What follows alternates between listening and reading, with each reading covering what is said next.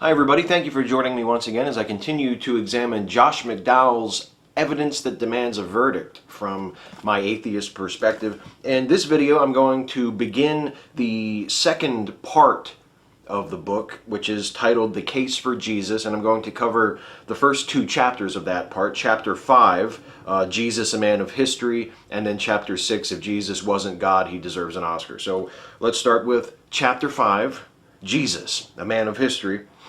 In this chapter, McDowell will be defending the historicity of Jesus. And it's important to note, as McDowell himself notes and then hopes you forget as you read the chapter, that when we refer to the historicity of Jesus, we are only referring to the fact that Jesus really existed, that there was a real Jesus, that the figure we read about in the Bible was an actual historical figure. Confirming the historicity of Jesus doesn't mean that the miraculous stories told about him in the Bible are true. It doesn't even mean necessarily that the broad narrative of Jesus' life that we find in the Gospels is true. All it means is that Jesus of Nazareth really lived, just like Julius Caesar really lived, and Alexander the Great, and Muhammad, and many, many other genuine historical figures about whom incredible claims have occasionally been made. McDowell begins by dismissing the Christ myth theory, which is the notion that the Jesus of the New Testament is wholly invented and never actually existed at all. This isn't something that most serious informed people believe, McDowell claims, and generally he's right. The notion that Jesus never existed at all is not a notion that is held by very many people, regardless of their religious beliefs or lack thereof regarding Jesus. Though there are some who make the claim very seriously, and in some cases somewhat compellingly, that Jesus was in fact a completely fictional character, that there was no historical Jesus at all. But that is not a mainstream view, so McDowell is correct in that sense. But there are two questions to be answered here when we consider the historical Jesus. And they are both suggested, I find, by a quote from Bertrand Russell that McDowell quotes in the first paragraph of this chapter. McDowell quotes Russell as saying, quote, "Historically, it is quite doubtful whether Christ ever existed at all, and if he did, we do not know anything about him." And that is Bertrand Russell from his book, Why I Am Not a Christian. So, the two questions I find suggested about the historical Jesus are, first, most obviously, was Jesus a real person? That's sort of the central question, the real pertinent question when we consider the historical Jesus. Was Jesus a real person? And then also, if so, was he as the New Testament describes him? Now, McDowell describes that quote from Russell as making a radical claim, but in doing so he conflates those 2 points into one. And this isn't surprising, since apologists do this all the time. They pick the more plausible point and defend that and try to demonstrate that, and then they pretend that they've actually proven the other, more implausible point.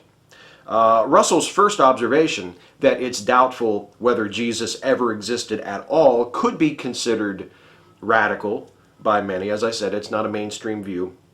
But his second, that we don't really know anything about the historical Jesus, while perhaps an overstatement, is a lot more plausible than McDowell would probably admit. Because while we do have several non-Christian, non-biblical sources to refer to that attest to the existence of Jesus, we have no source other than the Gospels for biographical details about Jesus. And as sources of historical fact, the Gospels are problematic at best. So, was there an historical Jesus? I would say the answer to that question is probably yes. How much do we really know about him? Probably a lot less than Josh McDowell claims we do. So the first section of this chapter is titled Secular Authorities on Jesus' Historicity. McDowell reviews a series of non-Christian and non-Jewish references to Jesus and Christianity from the early days of the church. He also refers to these as pagan references, because many of them are Roman or Greek. So, Tacitus, who referred to Jesus and the, quote, pernicious superstition held by his followers in his Annals. He's the first non-Christian, non-Jewish source to be discussed. McDowell cites Norman Anderson, who sees a reference in Tacitus to Christianity being repressed for a time only to break out again, as a reference to the resurrection. McDowell also brings in F.F. Bruce, who observes that Tacitus mentions Pilate, who is not referenced by any other pagan writer who references Jesus. And Bruce calls this an instance of the Roman Tacitus unwittingly confirming the line in the Nicene Creed about how Christ suffered under Pilate. Well, McDowell and his colleagues that he is citing are reading a bit into Tacitus, I think. Tacitus doesn't say that Jesus was resurrected, and the most you can infer from the repressed for a time and broke out again passage from Tacitus is that some people believed Jesus had been resurrected. And that is if you interpret that break, that momentary repression followed by the outbreak to be due to the death and then the belief in the resurrection of Jesus. There's a lot you have to bring to it to reach that conclusion. But the most you can get, I think, is that people believed that Jesus had been resurrected, not that any resurrection had actually taken place. And Tacitus confirming that Jesus suffered under Pilate is meaningless, as is the confirmation of every other mundane detail about the Jesus story, because as I said in the previous video, it's not the believable bits of the Gospels, of the Jesus stories, that compel skepticism. It's the unbelievable bits. Next, McDowell turns from Tacitus to Lucian of Samosata, a Greek satirist who referenced Christianity. He described Christians as misguided creatures, and he wrote very sarcastically of their devotion to the crucified Jesus. But nevertheless, Lucian does refer to Jesus as having been an actual person, and McDowell is arguing for the historicity of Jesus, so he counts this as secular confirmation. From there we move to Suetonius, who I mentioned very briefly in the previous video. He was a Roman secretary to Emperor Hadrian, a Roman historian. He wrote of the expulsion of Christians from Rome and of how Emperor Nero persecuted Christians who were described as people given to a new and mischievous superstition. Next is Pliny the Younger, who was governor of the province of Bithynia in the early 2nd century. Pliny wrote a letter to Emperor Trajan asking for advice on how to treat Christians in his province. Well, speaking only for myself, I am prepared to concede the existence of Christians. Next is Thallus, a historian, we think a historian, whose work survives only in fragments, who reportedly tried to explain away the darkness that fell over the land on the day Jesus died on the cross, as told in the Gospels, as a solar eclipse. Our only source for Thallus writing this is the Christian writer Julius Africanus, who refers to this passage from Thallus in his work, Chronography, which is a Christian history of the world from creation up to the contemporary days of Africanus. And on the significance of this, McDowell says, quote, "This reference shows that the gospel account of the darkness that fell upon the land during Christ's crucifixion was well known and required a naturalistic explanation from non-Christians. Thallus did not doubt that Jesus had been crucified and that an unusual event had occurred in nature that required an explanation. What occupied his mind was the task of coming up with a different interpretation. The basic facts were not called into question." McDowell dates Thallus as writing this around AD 52 and Africanus as writing his bit that referenced Thallus at around AD 221. So what we have, according to what McDowell tells us in the book, is a Christian making a reference to something a non-Christian wrote 170 years prior. We don't have what Thallus originally wrote, and Africanus doesn't even provide us a direct quote from Thallus to consider. So we don't know what Thallus actually said. We don't know the context, which McDowell has told us in previous chapters of this book already is very important to understanding the meaning and significance of a passage. We don't know anything other than what Africanus, a Christian who disagrees with Thallus about the naturalistic explanation of the crucifixion darkness, tells us. And we know almost nothing about Thallus himself. Now, that's just what you get from reading McDowell's book here, and that's weak enough as it is. But here is what McDowell doesn't tell you. We only have this passage from Africanus that references Thallus because it was quoted by someone else, a Byzantine monk named George Syncellus, who lived in the 9th century. So, to recap, McDowell is relying on a passage from a work by Thallus, which is lost, cited in a work by Africanus, which is also lost, quoted in a work by Syncellus, who was writing 600 years after Africanus. And that, my theist and atheist friends, is why you shouldn't trust Josh McDowell. Phlegon is the next of the secular sources to be considered. He also refers to the crucifixion darkness in his Chronicles, which is also lost and survives only in fragments quoted by later writers, including, again, Julius Africanus. Next is Mara bar Serapion, a Syrian philosopher who was writing to his son from prison, and in this letter to his son he refers to Jesus, and he calls Jesus the wise king of the Jews, and he equates the death of Jesus, the execution of Jesus, with the deaths of Socrates and Pythagoras. McDowell acknowledges Bar Serapion doesn't affirm the resurrection, and he places Jesus on the same level as Socrates and Pythagoras, so he definitely wasn't a Christian. But nonetheless, he refers to Jesus as a real person. So again, confirmation of the historicity of Jesus. If most people accept that Jesus was a real person, why do apologists like McDowell spend so much time defending his historicity? Next section, Jewish references to Jesus's historicity. We inch closer to the Christian sources, moving from the pagans to the Jews. McDowell says, quote, "Similar to the secular references, the ones found in ancient Jewish sources are unfriendly toward Christianity's founder, followers, and beliefs. For this reason, their attestation to events surrounding Jesus' life are valuable testimony to the historicity of these events."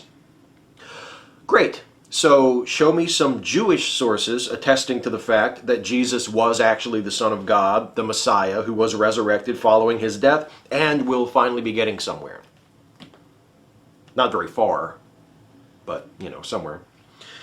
McDowell spends a few pages on the Talmud, which is probably the most important text in Rabbinic Judaism other than the Tanakh, summarizing how it confirms the existence of Jesus and his disciples and the crucifixion of Jesus. And then McDowell argues that references to Jesus being the product of an adulterous affair between Mary and a man other than her husband Joseph are in fact evidence for the virgin birth. Quote, "Although the New Testament affirms that this charge is baseless, the accusation does confirm that the Christian account of Jesus' miraculous birth was an early claim of the church that required a response." And notice, the response did not include a denial of Jesus' existence, only a different interpretation of his conception. A different and vastly more plausible interpretation of his conception. McDowell then comes to the testimonium of Josephus, something that most people who have engaged with apologists about the historicity of Jesus are very well familiar with. It's something that I've covered in previous series examining apologetics books. To his credit, McDowell acknowledges up front that he acknowledges the widely accepted fact that the passages in Josephus that refer to Jesus as the Christ and describe his post-resurrection appearances were inserted into the Josephus text much, much later by Christians. But nonetheless, Josephus does attest to the historicity of Jesus, yet more evidence for McDowell's relatively mundane, unargued claim that there once lived a man named Jesus, or Yeshua, or something. Now we come to the Christian sources for Jesus' historicity. And McDowell begins with the pre-New Testament sources, of which there are none. But he argues that certain passages in the New Testament are actually quoting early church creeds. And this was also covered in Lee Strobel's The Case for Christ. It's just one of the many apologetics books written after the first edition of this book was published in the 70s that crib shamelessly from it, as many of you have noticed and mentioned in the comments. So here's McDowell on the early Christians who supposedly spread those creeds that we find quoted or referenced in the New Testament. Quote, "Early Christians often paid with their lives or suffered great persecution for their reports that Jesus had lived, died, risen from the dead, and appeared to many after his resurrection. Those early Christians had nothing to gain and everything to lose for their testimony that these things had actually happened. For this reason, their accounts are highly significant historical sources." Yes, but sources for what? That they held those beliefs. Yes, that those beliefs were true, not so fast. Even if what modern Christians are typically told by apologists in their churches, etc., about the persecution and torture and execution of early Christians who refused to renounce their faith in Christ is true, and most of that comes from church tradition and ought to be taken with a grain of salt, the sincerity and the perseverance of early Christians in their faith should not compel us to suspend our skepticism about their claims. If a group of people chooses to die rather than deny that the founder of their order was a God who returned from his own death, that is extraordinary.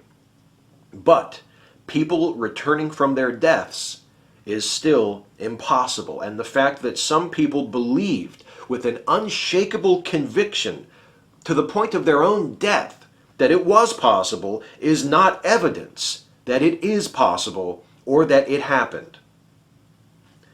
McDowell goes on, spending several more pages to argue for these creedal elements of the New Testament, calling them the earliest testimony to the church's convictions about Jesus. And again, the fact that people held such convictions is beside the point and isn't really worth arguing about from where I stand. The real question, the true point of dispute between Christians and non-Christians, challengers of Christianity, critics of Christianity, is whether or not those convictions were true. And McDowell can offer nothing to demonstrate that. And the rest of the chapter is devoted to listing a series of Christian sources. Clement, Ignatius, Quadratus, the Epistle of Barnabas, Aristides, Justin Martyr, and Hegesippus, as well as a handful of other sources that attest to the historicity of Jesus, including the Emperor Trajan, who Pliny was writing to, Macrobius, Hadrian, Antonius, Pius, Marcus Aurelius, Juvenal, Seneca, and Heracles. All of these references that make some reference to Jesus as a real person. And these sources are all either Christian or lost except for references by Christians. And like the other sources discussed here, they attest only to what Christians in the early decades of the church believed. They give us no reason to accept the claims that Jesus was the Son of God, that he worked miracles, or that he was resurrected, or that our opinions of Jesus today have any bearing on what happens to us after we die. And McDowell closes the chapter by describing the unparalleled influence Jesus has had on history. He says, quote, "The evidence is conclusive. Jesus really lived among us and established powerful works that even hostile non-Christian sources do not fail to confirm. The skeptics about Jesus' historicity are simply wrong." If we accept these claims about Jesus based on the evidence and the standards for judging that evidence presented by McDowell in this chapter, then we must also accept similar claims about Muhammad, whose followers also accomplished incredible things in his name, and whose life and teachings were also the basis of a religion that eventually became the dominant influence on the culture and politics of its civilization, and a person about whom extraordinary claims and incredible stories were made and told. But I note that McDowell is a Christian and not a Muslim. I wonder what made him choose one over the other. Moving on now to chapter 6. If Jesus wasn't God, he deserves an Oscar. Or maybe the people who wrote the stories about him deserve Oscars for Best Original Screenplay. So, now that we know that Jesus was a real person, we can consider the question of whether he was God. And in this chapter, McDowell will be dealing specifically with Jesus' own claims about his identity. Did Jesus say he was God? So, McDowell says, quote, "The writers of Scripture invite us to examine this person Jesus for ourselves and to conclude for ourselves his significance." No, they don't. The Scriptures, the writers of the Scriptures most certainly do not do that. The writers of the New Testament don't present us with a set of objectively agreed upon facts and cases for and against the conclusion that Jesus was the Son of God. The writers of the New Testament tell us unambiguously that Jesus was God, that he told them to go and convince other people of this. They don't invite us to examine anything or give us anything other than their own unsubstantiated claims to examine, and they make it clear throughout what our conclusion about Jesus should be. It is anything but as McDowell describes it. It's incredibly, incredibly disingenuous for him to talk about it in that way. The thing that distinguishes Jesus from other religious leaders of the past, McDowell says, including Moses, Buddha, and Muhammad, is that Jesus claimed himself to be God. He did not merely say he was a messenger of God, but he said he was God.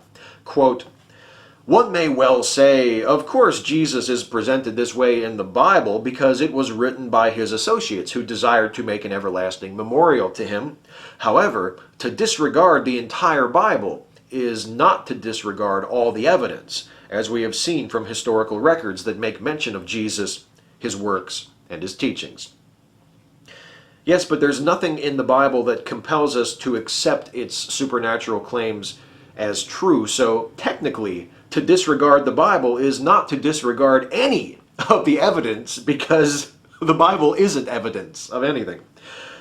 And just as we were discussing in the previous chapter, the non-biblical sources only establish that there was such a person as Jesus and that some people believed some pretty incredible things about him. It does nothing to compel us to believe those incredible things as well. The trial. In this section, McDowell examines the trial of Jesus before the Sanhedrin, which we find described in all four of the Gospels.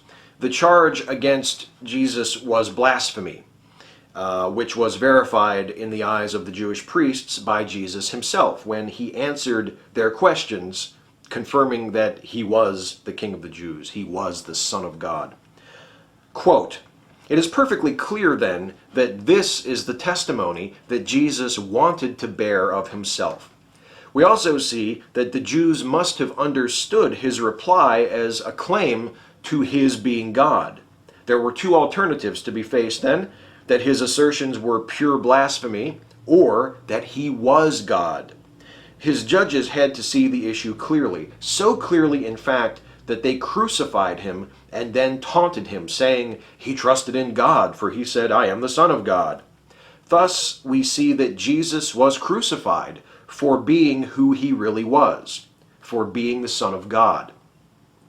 No, actually he was crucified for blasphemy, for claiming to be the Son of God, when in the judgment of the Sanhedrin, he wasn't. McDowell makes this clear himself a few paragraphs later, so I'm not sure why he would phrase it in this passage to make it sound like the Sanhedrin thought that Jesus really was the Son of God but crucified him anyway. It's a very confusing word choice, very confusing way of describing it. If McDowell's line of argument about this seems a little confusing here, it's because, as in the previous chapter, he's arguing that a given claim was actually made, not presenting any evidence that the claim is true. This is another common I would say, a time-wasting tactic of apologists. They argue that a claim was made. They don't argue that a claim is true. And having made the case for Jesus' claim that he was the Son of God, McDowell moves on to proving that Jesus made other claims for himself. Citing the New Testament, because that's the only document that claims to record the words of Jesus, and mostly the Gospel of John, McDowell shows that in addition to claiming himself to be the Son of God, Jesus also claimed to be equal with God, to actually be God himself. He calls himself I am. To be due the same honor that is due God. Makes sense if he's God. That to know, see, and believe in him was to know, see, and believe in God, and several other claims that are all essentially restatements of the same claim. Jesus is claiming himself to be God. And not only did Jesus make these claims for himself, people believed him, including, shockingly, people who wrote or are traditionally credited with writing documents we now find in the New Testament. Who would have thought? People such as John, Paul, and Peter, as well as other people mentioned in the Bible who aren't credited with writing things like John the Baptist and Doubting Thomas. So, conclusion, Jesus is God. That's the title of this section. It's a somewhat misleading subtitle, especially since the paragraphs that follow it make it clear that the actual conclusion is that Jesus claims to be God in the Gospels. That is a very, very different conclusion than Jesus is God, and a much easier one to swallow as well. Next section, his indirect claims to deity, in addition to claiming to be God to anyone who would listen and encouraging people to worship him as God. When we read the Gospels, we also find Jesus acting like God, doing things like forgiving sins, describing himself as the way, the truth, and the life, and generally talking and acting like he possessed ultimate authority over other people and over the entire world. Now, how this makes Jesus out to be anything other than a megalomaniacal asshole is lost on me. I suppose if you believe that Jesus was God, it comes across just perfectly fine to you, although I still wouldn't want a God like Jesus behaves in the New Testament, who walks around like he owns the place, throws his weight around, encourages people to worship him, is constantly reminding people, telling people that he's God and blah, blah, blah. Just not the kind of behavior you would really want in a leader, is it? Next section, titles of deity. Jesus also claims several of God's titles for himself, including Lord, Yahweh, or the aforementioned I am, Son of God, Son of Man, which is a messianic title derived from the book of Daniel, and he refers to God using the word Abba, which is an Aramaic word meaning father, which is a very familiar, intimate term that people generally didn't use to refer to God, which Jesus used to refer to God. And that's it for this chapter. It really is just a review of New Testament claims related to Jesus. Nothing very substantial here at all. Again, as I talk about this chapter, I scratch my head at the space devoted to establishing that, yes, Jesus does claim himself to be God in the New Testament. Is this really a point of contention for most people? Most Christians already accept this, one would think. There are non-Christians who would argue that Jesus didn't really make these claims about himself, or at least that we will never know for sure whether Jesus made these claims, because the only source we have for claims that Jesus made about himself are the Gospels, which are difficult to take at face value. But even most of these folks would probably agree with me that whether Jesus made claims of deity of himself or not is irrelevant to determining the truth of those claims. A claim of divinity, no matter how boldly and consistently it is made, is not evidence of divinity. I concede that Jesus thought he was God. Now you show me why I should think so. That's the point. Now, that's it for this chapter. That's it for this video, as I said. Next, I will be continuing with part 2, the case for Jesus. And in the next video, I will cover the next 2 chapters of the book. Chapter 7, Significance of Deity, the Trilemma, Lord, Liar, or Lunatic. And chapter 8, support of deity, Old Testament prophecies fulfilled in Jesus Christ. Should be interesting. So, thank you guys, as always, for watching. I truly appreciate it. I hope that this is still of some use and some interest to you. Please feel free to leave a comment about anything, correct me, argue with me, confirm something that I've said, expand on something that I've said. Anything you want to say to me about this series is always greatly appreciated. The discussions in the comments are great, and I look forward to participating in them with you and reading them as you have them with each other. It's a lot of fun. So, thank you so much for watching. I will see you in the next video in this series.